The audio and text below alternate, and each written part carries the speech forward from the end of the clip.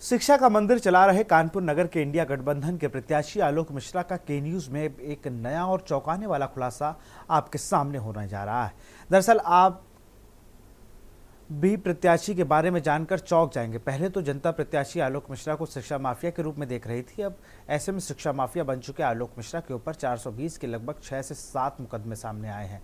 ऐसा हम नहीं बल्कि खुद आपको इन कागजों को देखकर पता चल जाएगा। दरअसल यह कागज है जिनको इंडिया गठबंधन के प्रत्याशी आलोक मिश्रा ने नामांकन के समय लगाए हैं। गंभीर धाराओं में दर्ज 420 के मुकदमे को देखकर आप भी चौंक जाएंगे। अब जनता ही इस बात का अनुमान लगा सकती है कि शिक्षा का मंदिर चला रहे शिक्षा माफिया बन चुके प्रत्याशी की छवि कितनी दागी और आपराधिक है। हालांकि मुकदमे दर्ज हैं और जांच की जा रही है। ऐसे में आज़ाद नगर स्थित दिल्ली पब्लिक स्कूल और कानपुर नगर लोकसभा क्षेत्र की जनता से के न्यूज संवाददाता सारिका गुप्ता ने शिक्षा माफिया इंडिया गठबंधन के प्रत्याशी से खास बातचीत की। आपको दिखाते हैं। इंडिया गठबंधन के प्रत्याशी आलोक मिश्रा को जनता शिक्षा माफिया के रूप में नकार चुकी है।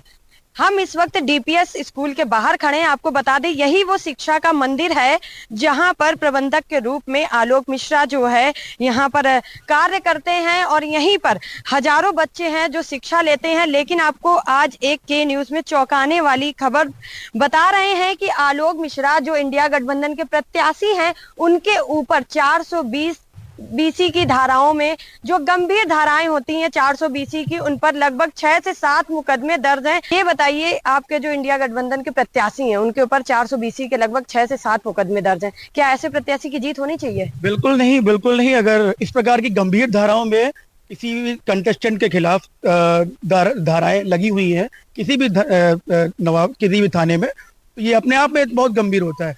हमें ऐसे प्रत्याशी का चयन करना चाहिए जो कि समाज में एक आदर्श के रूप में प्रस्तुत हो। और शिक्षा के साथ ये तो खिलवाड़ है इस तरह का। अगर शिक्षा प्रदान करने वाला या किसी शिक्षण व्यवस्था से जुड़ा हुआ कोई भी व्यक्ति इस प्रकार की गंभीर धाराओं में उसका किसी भी थाने में वो पंजीकृत है तो उसको हमें बिल्कुल वोट नहीं करना चाहिए। से बातचीत कर लेते हैं।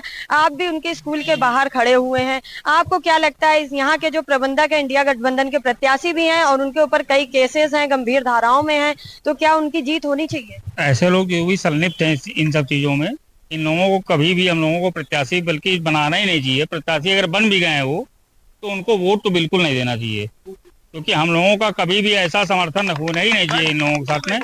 क्योंकि जो भी गलत धाराओं में किसी भी गलत धाराओं में संलिप्त हैं, जो भी गलत काम कर रहे हैं, उनके साथ तो हम कभी उनके लिए सपोर्ट ही नहीं कर सकते। ना कि किसी तरीके के दागी या फिर उनके ऊपर किसी भी गंभीर धाराओं का मुकदमा होना चाहिए। कानपुर से के न्यूज के लिए सारिका गुप्ता की रिपोर्ट।